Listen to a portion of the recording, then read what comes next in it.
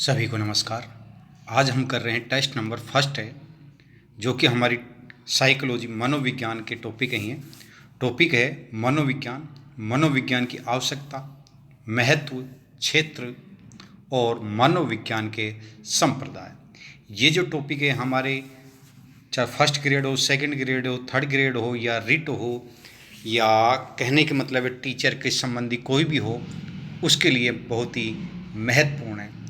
और जो आजकल जो एग्ज़ाम हो रहे हैं, कोई से भी एग्ज़ाम है, उसमें प्रश्न का और आंसर का तरीका बदल दिया है, तो वही मैंने किया है, तो थोड़ा सा ध्यान दें। वैसे प्रश्न और आंसर सेम होते हैं, बस उसका तरीका अलग है। और आपने क्या कर दिया, जो प्रश्न है वो लेंदी बना दिया है, यानी उसमें समय ज़्यादा लगता है। बाकी हैं वही, समय ज़्यादा है, मतलब एक क्वेश्चन में बहुत ज़्यादा प्रश्न बन जाते हैं। चलो शुरुआत करते हैं हम पहले प्रश्न से। निम्न कथनों पर विचार कीजिए। मनोविज्ञान का जनक अरस्तु को माना जाता है। संज्ञानात्मक मनोविज्ञान का जनक वुडवर्थ को माना जाता है। अनुबंध का पिता पावलोव है। मनोविज्ञान शब्द अंग्रेजी भाषा के फिजिकोलॉजी शब्द से बना है। निम्न कथन में से सही कथनों पर विचार कीजिए। डी और सी, ए और सी, ए सी डी सभी, अर्थात इसमें ए और सी राइट है, क्योंकि जो बी है संज्ञानात्मक मनोविज्ञान का जो जनक वुडवर्थ को नहीं बल्कि जीन पियाजे को माना जाता है, अर्थात इसका बी राइट है, बल्कि ए सी डी राइट है, तो इसका राइट आंसर सी आ जाएगा।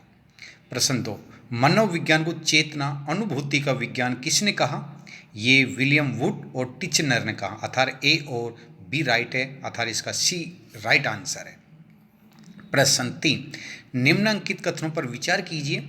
आत्मा का विज्ञान के समर्थक प्लेटो अरस्तु है। मन मस्तिष्क का विज्ञान जॉन लॉक पैम्प्लोजी है। व्यवहार का विज्ञान विलियम जेम्स वाटसन है। मनोविज्ञान एक विधायक विज्ञान है।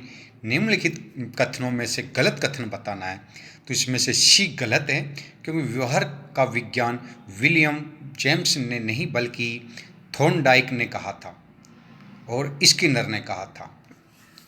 वाटसन, थॉर्नडाइक और स्किनर ने कहा था। विलियम जेम्स ने चेतना का विज्ञान कहा था, तो इसका सी है, अर्थात डी राइट आंसर है। प्रश्न 4, शिक्षा मनोविज्ञान जन्म से लेकर वृद्ध अवस्था तक सीखने के अनुभवों का एक योग है। यह परिभाषा क्रो एंड क्रो की है। प्रश्न 5, शिक्षा मनोविज्ञान का केंद्र बालक होता है। बी राइट आंसर है।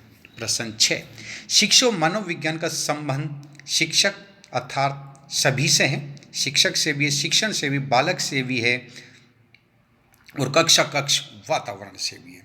प्रश्न 7, जॉन डेवी के अनुसार विद्यालय एक विशिष्ट वातावरण है। प्रश्न 8, कौन सा कथन शिक्षा मनोविज्ञान के अर्थ को सबसे अधिक सही ढंग से प्रकट करता है? यह शिक्षा को मनोवैज्ञानिक आधार प्रदान करता है। सी राइट आंसर है। प्रश्न 9, कौन सा वाद शिक्षा मनोविज्ञान पर आधारित है? प्रकृतिवाद। प्रश्न 10, मनोविश्लेषणवाद के प्रवर्तक नहीं है। रेनर नहीं है, बल्कि एडलर, सिगमंड फ्रायड और यूंग है, रेनर नहीं है। प्रश्न 11, उद्दीपक अनुक्रिया को किसके साथ जोड़ा जा सकता है? व्यवहारवाद के साथ। गेस्टाल्टवाद स्कूल की स्थापना कब व किसने की? मैक्स वर्दिमर ने 1912 में। सही कथन है सहचार्यवाद के प्रतिपादक जॉन लॉक, प्रक्रिया संप्रदाय के प्रतिपादक मैकडूल और प्रकार्यवाद के प्रतिपादक विलियम जेम्स हैं। सभी राइट आंसर है। गेस्टाल किस भाषा का शब्द है? जर्मन भाषा का।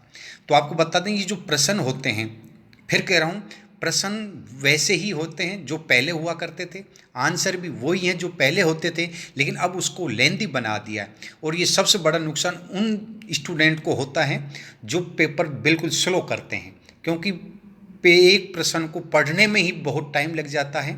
तो इसलिए उस स्टूडेंट के लिए ये है कि वो जल्दी से जल्दी पेपर को पढ़ें और जल्दी आंसर करें, क्योंकि आपका पेपर छूट जाएगा, क्योंकि पेपर थोड़ा लेंदी बना दिया जाता है, पर आंसर वही होता है, प्रश्न वही होता है, उसमें बस कथन कारण ज़्यादा दे दिए जाते हैं, बाकी वही है जो हम पढ़ते आ रहे हैं, सिर्फ तरीका चेंज किया है और तरीके में बस केवल समय बढ़ गया है आपका। प्रश्न वही होते हैं, उसको लेंदी बना दिया जाता है। प्रश्न 15, कारण कथनों पर विचार करना है। कथन है, दर्शन शास्त्र से मनोविज्ञान को अलग करने का श्रेय संरचनावाद संप्रदाय को दिया जाता है।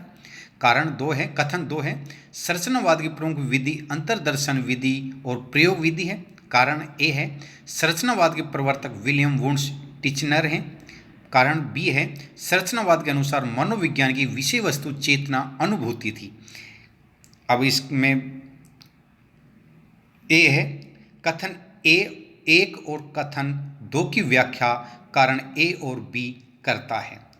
बी है, कथन ए 1 और 2 सही है, कारण ए सही है लेकिन कारण बी सही नहीं है। सी है, कथन 1 और 2 गलत है, कारण ए बी भी गलत है। डी है, कथन और कारण दोनों गलत हैं, अर्थात इसका राइट आंसर ए आएगा, क्योंकि कथन 1 और 2 व्याख्या जो कि कारण ए और बी करता है, अर्थात कथन ए और 2 की सही व्याख्या कारण ए और बी कर रहा है। इसका राइट आंसर 15 हो गए हैं, मतलब वो ए हो गया है। टोटल क्वेश्चन 15 हो गए हैं। अब 15 में से आपके कितने गलत हैं ये आपको कमेंट बॉक्स में भी बताना है, और पेपर आपको कैसा लगा वो भी आपको बताना है, और ज़्यादा से ज़्यादा लोगों को शेयर भी करना है ये पेपर। और अगर आपकी कोई मिलने वाली हो, कोई रिश्तेदार हो, मिलने वाला कोई भी हो, तो उसको भी आप ग्रुप में ऐड करवा सकते हैं, क्योंकि अब ये कंटिन्यू टेस्ट चलेंगे, चाहे वो सेकंड ग्रेड हो, फर्स्ट ग्रेड हो, रिट हो, पीटीटी हो, एसटीसी हो, यानी टीचर संबंधी जो तैयारी कर रहे हैं उनके लिए बहुत ही महत्वपूर्ण है ये टॉपिक मनोविज्ञान के। सभी को धन्यवाद।